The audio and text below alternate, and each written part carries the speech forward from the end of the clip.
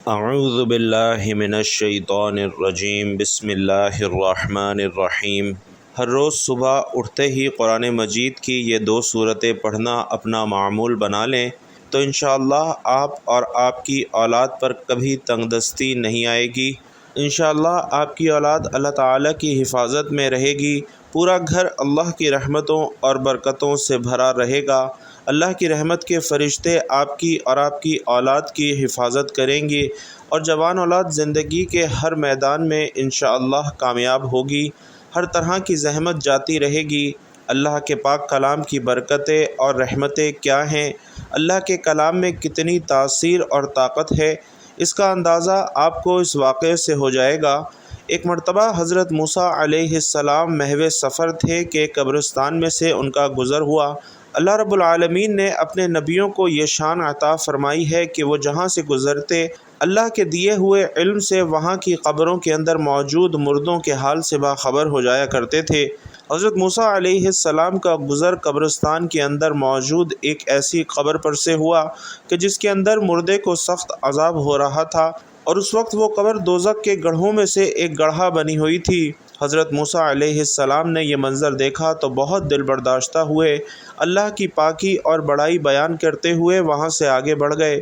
بعض روایتوں میں ان کا یہ سفر 1 دن کا تھا، جبکہ بعض میں لکھا ہے کہ صبح گئے اور شام کو واپسی ہوئی، جبکہ بعض روایتوں کے مطابق آپ کا یہ سفر چند دنوں پر محیط تھا۔ بہرحال جب حضرت موسیٰ علیہ السلام کی واپسی ہوئی تو پھر سے اسی قبرستان کے اندر سے آپ علیہ السلام کا گزر ہوا۔ جب آپ اسی قبر کے پاس سے گزرے جس کے اندر مردے کو سخت ترین عذاب دیا جا رہا تھا، تو آپ علیہ السلام یہ جان کر بہت حیران ہوئے کہ اب وہی قبر جنت کے باغات میں سے ایک باغ بنی ہوئی ہے۔ آپ علیہ السلام بہت حیران ہوئے، اللہ کی عظمت، پاکی اور شان بیان فرمائی اور اللہ کے سامنے عرض گزار ہوئے کہ اے اللہ، تیری شان نہایت ہی بلند و برتر ہے، تو ہر چیز پر قادر ہے۔ بے شک تو جسے چاہتا ہے اسے عذاب دیتا ہے اور جسے چاہتا ہے اسے بخش دینے پر قادر ہے۔ اے اللہ، میں یہ نہیں سمجھ پایا کہ جب میں یہاں سے گزرا تو اس قبر کے مردے کو سخت عذاب دیا جا رہا تھا، جبکہ اب اسی قبر کے مردے کا عذاب ہٹا لیا گیا ہے اور اس قبر کو جنت کے باغوں میں سے ایک باغ بنا دیا گیا ہے۔ حضرت موسیٰ علیہ السلام کی یہ بات سن کر اللہ رب العالمین نے فرمایا، اے موسیٰ، یہ صاحب قبر کبیرہ گناہوں کا مرتکب تھا اور یہی وجہ تھی کہ اسے عذاب دیا جا رہا تھا، لیکن یہ شخص اپنی بیوی کے پیٹ میں ایک بچے کو چھوڑ کر مرا تھا۔ اس کی بیوی نے بچے کو جنم دیا اور جب وہ بولنے کے قابل ہوا تو اس کی بیوی نے بچے کو ایک عالم دین کے پاس بھیجا تاکہ وہ دین کا علم حاصل کر سکے۔ آج اس صاحب قبر کے بیٹے نے پہلی بار کلام اللہ یعنی بسم اللہ الرحمن الرحیم پڑھا ہے، اور مجھے یہ گوارا نہ ہوا کہ جس انسان کا بیٹا اللہ کا کلام پڑھے، اللہ کو رحمان اور رحیم بولے، میں اسی شخص کو جہنم کی آگ میں جلاؤں۔ سبحان اللہ۔ ناظرین، نیک اولاد اپنے والدین کے لیے صدقہ جاریہ ہے اور اپنی زندگی میں کی جانے والی نیکیوں کا ثواب ان کے مرحوم والدین کی بخشش کا ذریعہ بنتا رہے گا۔ حضور اکرم صلی اللہ علیہ وسلم کی امت گناہ گار ہونے کے باوجود قیامت کے روز جب قبروں سے اٹھائی جائے گی تو ان کے نامہ اعمال میں کوئی گناہ شامل نہیں ہوگا۔ والدین زندگی میں اللہ کا انعام اور جب اس دنیا سے رخصت ہوتے ہیں تب سراپا رحمت بن جاتے ہیں۔ جمعے کے روز جو اولاد اپنے والدین کی قبروں پر جا کر دعا کرتے ہیں، ایک مقبول حج کا ثواب ان کے نامہ اعمال میں لکھ دیا جاتا ہے۔ بھائیوں اور بہنوں، سب سے عظیم رشتہ ماں باپ کا ہے۔ جو اولاد ان کی قدر نہیں کرتی وہ انتہائی بدبخت تصور کی جاتی ہے۔ ماں باپ جب بوڑھے ہو جائیں تو ان سے نرم لہجہ اختیار کریں، جب وصال کر جائیں تو ان کے لیے صدقہ کریں، خیرات کریں اور ان کے لیے مغفرت کی دعا کریں تاکہ ان کی روح کو ایصال ثواب ملتا رہے۔ امت مصطفیٰ صلی اللہ علیہ وسلم گناہ گار ہونے کے باوجود نبی رحمت صلی اللہ علیہ وسلم کے صدقے قیامت کے روز ان کے اعمالوں کو گناہوں سے پاک کر دیا جائے گا۔ جب ایک مومن کی موت آتی ہے تو اس کی روح قبض کرنے کے لیے آسمان سے زمین تک فرشتوں کی بارات امڑ آتی ہے اور آسمان کے سارے فرشتے اس نیک روح کو خوش آمدید کہتے ہوئے اوپر لے جاتے ہیں۔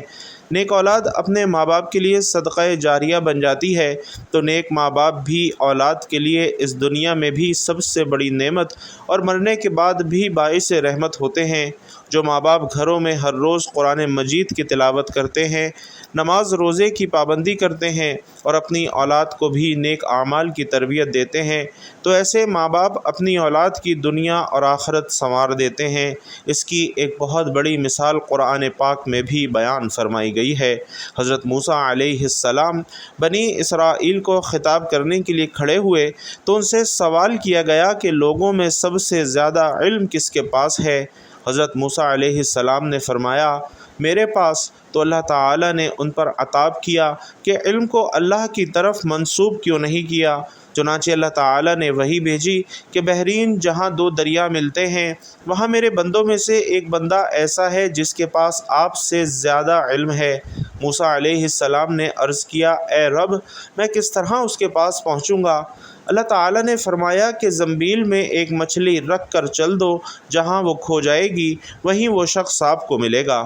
موسیٰ علیہ السلام نے اپنے ساتھ اپنے خادم یوشع بن نون کو لیا اور زنبیل میں مچھلی رکھ کر چل دیے، یہاں تک کہ ایک ٹیلے کے پاس پہنچے تو موسیٰ علیہ السلام اور ان کے خادم دونوں لیٹ گئے اور سو گئے۔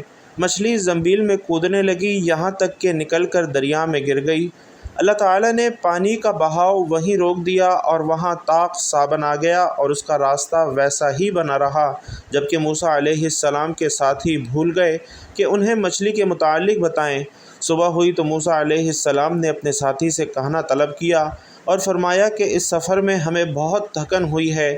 راوی کہتے ہیں کہ موسیٰ علیہ السلام اسی وقت تھکے جب اس جگہ سے تجاوز کیا جس کے متعلق حکم دیا گیا تھا کہ ان کے ساتھی نے کہا دیکھیے، جب ہم ٹیلے پر ٹھہرے تو میں مچھلی بھول گیا تھا اور یقیناً یہ شیطان ہی کا کام ہے کہ مجھے بھلا دیا کہ میں آپ سے اس کا تذکرہ کروں کہ اس نے عجیب طریقے سے دریا کا راستہ اختیار کیا۔ موسیٰ علیہ السلام فرمانے لگے وہی جگہ ہم تلاش کر رہے تھے۔ چنانچہ وہ دونوں اپنے قدموں کے نشانوں پر واپس لوٹے۔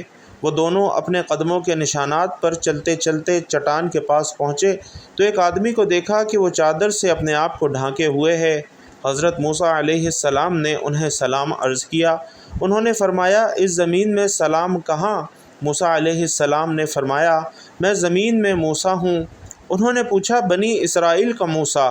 آپ علیہ السلام نے فرمایا ہاں، وہ حضرت خضر علیہ السلام تھے۔ انہوں نے کہا اے موسیٰ، تمہارے پاس اللہ کا دیا ہوا ایک علم ہے جسے میں نہیں جانتا، اور میرے پاس اللہ کا عطا کردہ ایک علم ہے جسے آپ نہیں جانتے۔ حضرت موسیٰ علیہ السلام نے فرمایا کیا میں اس شرط پر آپ کے پیچھے چلوں کہ آپ میری رہنمائی فرماتے ہوئے مجھے وہ بات سکھائیں جو اللہ تعالیٰ نے آپ کو سکھائی ہے؟ حضرت خضر علیہ السلام نے فرمایا آپ صبر نہیں کر سکیں گے، اور اس چیز پر کیسے صبر کریں گے جس کا آپ کی عقل نے احاطہ ہی نہیں کیا؟ حضرت موسیٰ علیہ السلام نے فرمایا ان قریب آپ مجھے صبر کرنے والا پائیں گے اور میں آپ کی حکم عدولی نہیں کروں گا۔ حضرت خضر علیہ السلام نے فرمایا اگر میری پیروی کرنا ہی چاہتے ہو تو جب تک کوئی بات میں خود بیان نہ کروں مجھے آپ نہیں پوچھیں گے۔ حضرت موسیٰ علیہ السلام نے فرمایا ٹھیک ہے، میں ایسا ہی کروں گا۔ اور پھر حضرت موسیٰ علیہ السلام اور حضرت خضر علیہ السلام دونوں ساحل پر چل رہے تھے کہ ایک کشتی ان کے پاس سے گزری۔ انہوں نے کہا کہ ہمیں بھی سوار کر لو۔ انہوں نے خضر علیہ السلام کو پہچان لیا اور بغیر کرائے کے دونوں کو بٹھا لیا۔ حضرت خضر علیہ السلام نے اس کشتی کا تختہ اکھاڑ دیا۔ حضرت موسیٰ علیہ السلام بول پڑے کہ آپ نے تو کشتی کو توڑ دیا تاکہ اس کشتی والے غرق ہو جائیں، آپ نے بڑا ہی عجیب کام کیا۔ حضرت خضر علیہ السلام نے یہ سنا تو فرمایا اے موسیٰ، کیا میں تمہیں نہیں کہا تھا کہ تم میرے ساتھ رہ کر صبر نہیں کر سکو گے؟ حضرت موسیٰ علیہ السلام نے فرمایا جو بات میں بھول گیا ہوں آپ اس پر میرا مواخذہ نہ کریں اور مجھے تنگی میں نہ ڈالیں، میں اب ایسا نہیں کروں گا۔ پھر وہ کشتی پر سے اتر کر ابھی ساحل پر چل رہے تھے کہ ایک بچہ بچوں کے ساتھ کھیل رہا تھا۔ حضرت خضر علیہ السلام نے اس کا سر پکڑا اور اسے ہاتھ سے جھٹکا دے کر قتل کر دیا۔ موسیٰ علیہ السلام کہنے لگے کہ حضرت آپ نے ایک بے گناہ قتل کر دیا ہے، آپ نے بڑی بے جا حرکت کی۔ وہ کہنے لگے کہ میں نے کہا تھا نا کہ آپ میرے ساتھ صبر نہیں کر سکیں گے۔ ناظرین، راوی کہتے ہیں کہ یہ بات پہلی والی بات سے زیادہ تعجب خیز تھی۔ موسیٰ علیہ السلام کہنے لگے کہ اگر اس کے بعد بھی میں آپ سے کسی چیز کے بارے میں سوال کروں تو آپ مجھے ساتھ نہ رکھیے گا، آپ میری طرف سے عذر کو پہنچ چکے ہیں۔ پھر وہ دونوں چلے، یہاں تک کہ ایک بستی کے پاس سے گزرے اور ان سے کھانے کے لیے کچھ مانگا تو انہوں نے ان کی مہمانی کرنے سے انکار کر دیا۔ اتنے میں وہاں انہیں ایک دیوار ملی جو گرنے کے قریب تھی، تو حضرت خضر علیہ السلام نے اس دیوار کو سیدھا کھڑا کر دیا۔ موسیٰ علیہ السلام کہنے لگے کہ ہم ان لوگوں کے پاس آئے تو انہوں نے ہماری ضیافت تک نہیں کی اور ہمیں کھانا کھلانے سے بھی انکار کر دیا۔ اگر آپ چاہتے تو اس کام کی اجرت لے سکتے تھے، مگر آپ نے ایسا نہیں کیا۔ حضرت خضر علیہ السلام نے فرمایا، بس اب یہ وقت ہماری اور آپ کی جدائی کا ہے۔ میں آپ کو ان چیزوں کی حقیقت بتا دیتا ہوں جن پر آپ صبر نہیں کر سکے۔ کشتی تو ان مسکینوں کی تھی کہ جو سمندر میں مزدوری کرتے تھے، اور ان کے آگے ایک بادشاہ تھا جو ظلماً کشتیوں کو چھین لیتا تھا، تو میں نے چاہا کہ میں اس کشتی کو عیبدار کر دوں، تو جب کشتی چھیننے والا آیا تو اس نے کشتی کو عیبدار سمجھ کر چھوڑ دیا، اور وہ کشتی آگے بڑھ گئی اور کشتی والوں نے ایک لکڑی لگا کر اسے درست کر لیا۔ وہ لڑکا جسے میں نے قتل کر دیا تھا وہ فطرتاً کافر تھا، اس کے ماں باپ اس سے بڑا پیار کرتے تھے، تو جب وہ بڑا ہوتا تو وہ اپنے ماں باپ کو بھی سرکشی میں پھنسا دیتا، تو ہم نے چاہا کہ اللہ تعالیٰ ان کو اس لڑکے کے بدلے میں دوسرا لڑکا عطا فرما دے جو کہ اس سے بہتر ہو۔ اور وہ دیوار جسے میں نے درست کیا وہ 2 یتیم لڑکوں کی تھی جس کے نیچے خزانہ دفن تھا۔ ان کے ماں باپ انتہائی نیک اور عبادت گزار تھے، تو اللہ نے ان پر فضل کیا، اور یہ اللہ ہی کی مرضی تھی کہ اللہ کے نیک بندوں کی اولاد کے خزانے کو ظالموں سے محفوظ رکھا جائے۔ ناظرین، نبی کریم صلی اللہ علیہ وسلم جب صحابہ کو یہ واقعہ سنا رہے تھے تو آپ صلی اللہ علیہ وسلم نے فرمایا، ہماری چاہت تھی کہ موسیٰ علیہ السلام کچھ دیر اور صبر کرتے تاکہ ہمیں ان کی عجیب و غریب خبریں سننے کو ملتیں۔ پھر نبی اکرم صلی اللہ علیہ وسلم نے فرمایا کہ موسیٰ نے پہلا سوال تو بھول کر کیا تھا۔ پھر ایک چڑیا آئی جس نے کشتی کے کنارے پر بیٹھ کر دریا میں اپنی چونچ ڈبوئی۔ پھر حضرت خضر علیہ السلام نے موسیٰ علیہ السلام سے فرمایا کہ میرے اور آپ کے علم نے اللہ کے علم میں سے صرف اسی قدر کم کیا جتنا اس چڑیا نے دریا سے پانی کم کیا۔ بھائیوں اور بہنوں، اس واقعے سے ثابت ہوا کہ نیک ماں باپ کی اولاد پر اللہ تعالیٰ اپنا خصوصی فضل و کرم فرماتا ہے اور ان کی حفاظت کا بندوبست بھی فرماتا ہے۔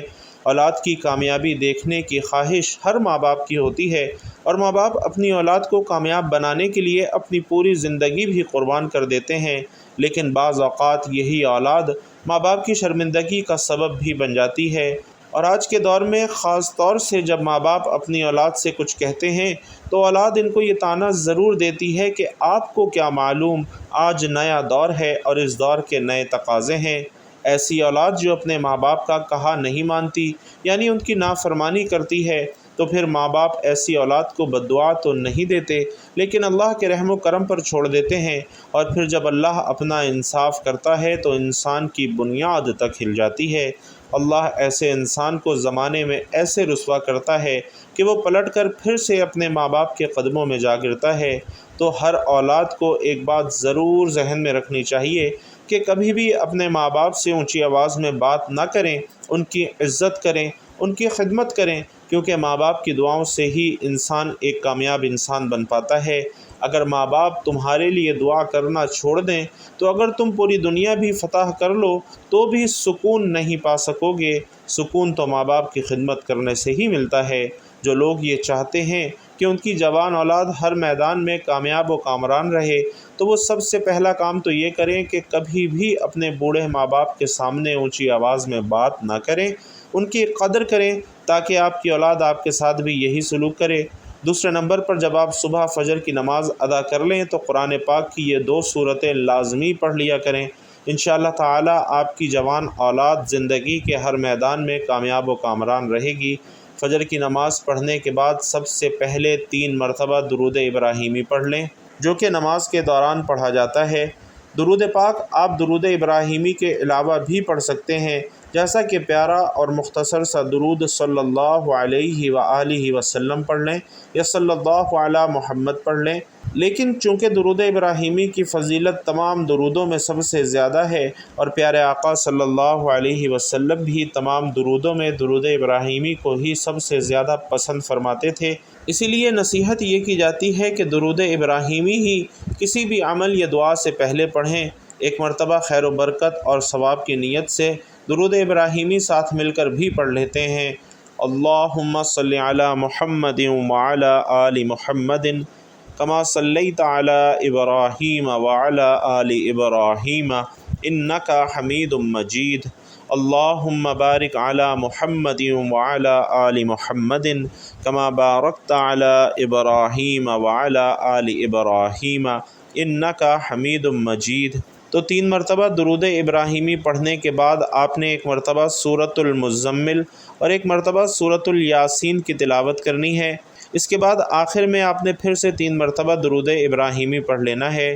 بھائیوں اور بہنوں، ان 2 صورتوں کو اپنی روزانہ کی زندگی کا معمول بنا لیں اور پھر آپ دیکھیں گے کہ کس طرح سے کامیابیاں آپ کی زندگی میں شامل حال ہوتی ہیں۔ انشاءاللہ ہر طرف سے خوشیاں اور کامیابیاں آپ کی زندگی کا مقدر بن جائیں گی۔ اللہ کی رحمتیں اور برکتیں آپ کے گھر پر نازل ہونا شروع ہو جائیں گی۔ جوان اولاد کی ہر طرح سے حفاظت ہوگی۔ اللہ کی رحمت کے فرشتے آپ کی اولاد کی حفاظت کریں گے اور آپ کی یہی اولاد مستقبل میں انشاءاللہ آپ کے لیے صدقہ جاریہ بن جائے گی۔ آئیے آخر میں ہم سب مل کر رب کریم کے حضور دست دعا بلند کرتے ہیں، کیونکہ جتنے زیادہ لوگ دعا میں شامل ہوتے ہیں، دعا پر آمین کہتے ہیں، دعا کی قبولیت کے امکانات بھی اتنے ہی زیادہ بڑھ جاتے ہیں۔ میں دعا کرواؤں گا، آپ لوگوں نے آمین کہنا ہے، اور دعا مانگنے کا طریقہ یہ ہے کہ سب سے پہلے درود پاک پڑھا جائے جو کہ ہم نے پڑھ لیا ہے، اس کے بعد اللہ رب العزت کی تعریف کی جائے اور پھر اللہ رب العزت سے دعا کی جائے۔ درود ابراہیمی ہم چونکہ پڑھ چکے ہیں، لہٰذا آئیے اللہ کریم سے دعا کرتے ہیں کہ اے اللہ رب العزت، اے ساری کائنات کے شہنشاہ، اے ساری مخلوق کو پالنے والے، اے زندگی موت کا فیصلہ کرنے والے، اے آسمانوں اور زمینوں کے مالک، اے پہاڑوں اور سمندروں کے مالک، اے انسانوں اور جناتوں کے معبود، اے عرش اعظم کے مالک، اے فرشتوں کے معبود، اے عزت اور ذلت کے مالک، اے بیماروں کو شفا دینے والے، اے بادشاہوں کے بادشاہ، اے اللہ، ہم تیرے گناہ گار بندے ہیں، تیرے خطا کار بندے ہیں، یا اللہ ہمارے گناہوں کو اور ہماری خطاؤں کو معاف فرما۔ اے اللہ، ہم اپنے اگلے پچھلے صغیرہ کبیرہ سبھی گناہوں، خطاؤں اور نافرمانیوں کی معافی مانگتے ہیں۔ اے اللہ رب العزت، ہم اپنے گناہوں سے توبہ کرتے ہیں، ہماری توبہ قبول فرما لے اور ہمیں بخش دے۔ اے ہمارے رب، ہم جانتے ہیں کہ ہم گناہ گار ہیں، سیاہ کار ہیں، بدکار ہیں، تیرے احکام کے نافرمان، ناشکرے ہیں، لیکن میرے معبود تیرے نام لیوا بندے ہیں۔ ہم تیری گواہی دیتے ہیں کہ تیرے سوا کوئی عبادت کے لائق نہیں، ہم گواہی دیتے ہیں کہ تیرے سوا کوئی بندگی کے لائق نہیں، ہم گواہی دیتے ہیں کہ تیرے سوا کوئی تعریف کے لائق نہیں۔ ہمارے معبود، ہمارے گناہ تیری رحمت سے بڑے تو نہیں ہیں، تو اپنی رحمت سے ہمارے گناہوں کو معاف کر دے۔ اے اللہ، ہم سب کو گمراہی کے راستے سے ہٹا کر صراط المستقیم کے راستے پر چلنے والا بنا دے۔ اے اللہ، ایسی نماز پڑھنے کی توفیق عطا فرما جس نماز سے تو راضی ہو جائے۔ زندگی میں ایسے نیک اعمال کرنے کی توفیق عطا فرما جن اعمال سے تو راضی ہو جائے۔ ہمیں ایسی زندگی گزارنے کی توفیق عطا فرما جس زندگی سے تو راضی ہو جائے۔ اے ہمارے رب، ہم سب کو ایمان پہ زندہ رکھ اور ایمان پہ ہی ہمارا خاتمہ فرما۔ یا اللہ، ہمیں تیرے احکامات کی فرما برداری کرنے والا اور تیرے پیارے حبیب محمد مصطفیٰ صلی اللہ علیہ وسلم کے نیک اور پاکیزہ آداب کو اپنانے والا بنا دے۔ اے اللہ، ہماری پریشانیوں کو دور کر دے۔ اے اللہ، ہماری تنگ دستیوں کو دور کر دے۔ اے اللہ، جو بیمار ہیں انہیں شفائے کاملہ عاجلہ عطا فرما۔ اے اللہ، جو بے اولاد ہیں انہیں اپنے خزانوں میں سے نیک اور صالح اولاد عطا فرما۔ جو صاحب اولاد ہیں ان کی اولاد کو ان کی آنکھوں کی ٹھنڈک، نیک، صالح اور فرما بردار بنا۔ زندگی کے ہر میدان میں انہیں کامیاب فرما۔ اے اللہ، جن کے جو کام رکے ہوئے ہیں وہ پورے کر دے۔ اے اللہ بچھڑے ہوئوں کو ملا دے۔ اے اللہ شادی شدہ جوڑوں میں محبت اور خلوص پیدا کر دے اور ان کی زندگیوں میں برکت ڈال دے۔ اے اللہ تمام لڑکے اور لڑکیوں کے نصیب اچھے کر دے۔ اے اللہ جو قرض کے بوجھ تلے دب چکے ہیں ان کا قرضہ جلد سے جلد ادا کر دے۔ اے اللہ رب العزت شیطان مردود سے ہم سب کی حفاظت فرما، ہم سب کو حلال رزق کمانے کھانے کی توفیق نصیب فرما اور ہمارے حلال رزق میں خوب برکت وسعت اور کشادگی عطا فرما۔ اے اللہ جن کے والدین اس دنیا سے رخصت ہو چکے ہیں ان کی قبروں کو اپنے جنت کے باغوں میں سے ایک باغ بنا، اور جن کے والدین حیات ہیں یا اللہ ان کا سایہ ان کے بچوں کے سروں پر تا دیر سلامت رکھ، ان کے بچوں کو ان کی خدمت کرنے کی توفیق نصیب فرما، انہیں لمبی صحت مند زندگی نصیب فرما۔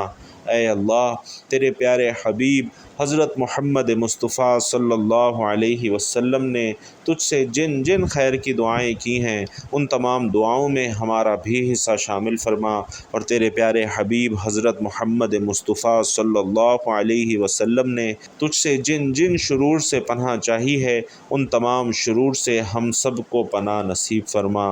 اے ہمارے رب ہماری تمام دعاؤں کو اپنی بارگاہ میں قبول و منظور فرما لے، آمین یا رب العالمین۔ بھائیوں اور بہنوں آپ لوگ بھی کمنٹ باکس میں آمین ضرور لکھیے گا، کسی ایک کی آمین بھی اللہ رب العزت نے قبول کر لی ہم سب کی دعائیں قبول ہو جائیں گی۔ اللہ تبارک و تعالی آپ سب کا حامی و ناصر ہو، آمین یا رب العالمین۔